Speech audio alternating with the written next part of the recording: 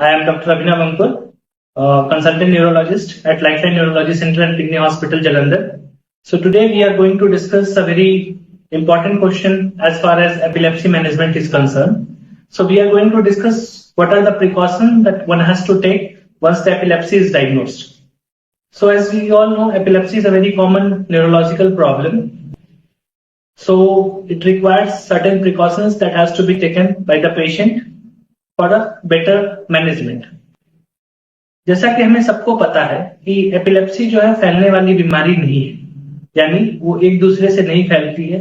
तो लोगों के बीच में ये जो भ्रांति है कि मुझे इसके पास नहीं खेलना है या इसका खाना खाने से मुझे भी मिर्गी का रोग हो जाएगा, तो ये बिल्कुल गलत है और हमें इसका ध्यान रखना चाहिए।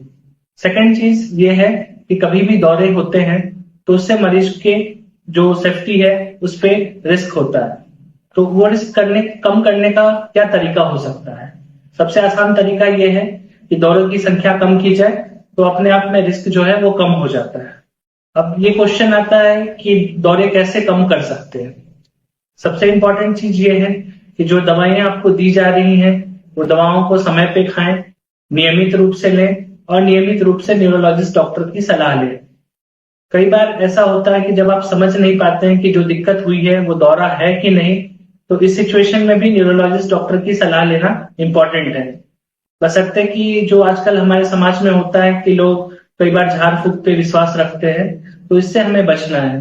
दूसरी चीज, एपिलेप्सी जो है वो लगभग 70 से 80% टाइम दिमाग में होने वाले नुकसान के कारण होता है, ना कि वो एक जेनेटिक बीमारी है जो कि एक जनरेशन से दूसरे जनरेशन में जाता है। तीसरी इंपॉर्टेंट चीज ये है कि जब भी हम कोई दवा खाते हैं तो आपके आस पड़ोस के लोग आपको कहेंगे आके कि इस दवा का तो नुकसान है, ये दवा ज्यादा समय नहीं लेना चाहिए। तो ऐसे सिचुएशन में भी हमें डॉक्टर की सलाह लेनी है, ना कि आस पड़ोस के लोगों के बात में आके दवा बंद कर देना है, क्योंकि दवा का जो इफेक्ट है वही कई बार साइड इफेक्ट होता है। तो साइड इफेक्ट के विषय में ज्यादा बेहतर डॉक्टर ही बता सकते हैं। चौथी इंपॉर्टेंट चीज है कि ड्राइविंग के विषय में, तो जब भी कोई मरीज एपिलेप्सी का होता है तो उसके दौरे पड़ने के चांसेस होते हैं।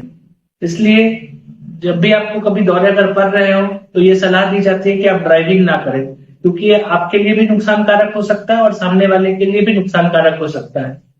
पांचवी चीज जो कि बहुत इंपॉर्टेंट है, क्योंकि एपिलेप्सी यंग फीमेल्स में काफी कॉमन डिजीज होता है, तो मैरिज का क्वेश्चन आता है।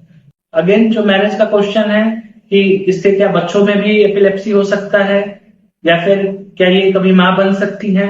तो इन सभी चीजों के लिए आप न्यूरोलॉजिस्ट का सलाह लें और जो भी आपको एडवाइस दी जा रही है उसको फॉलो करें।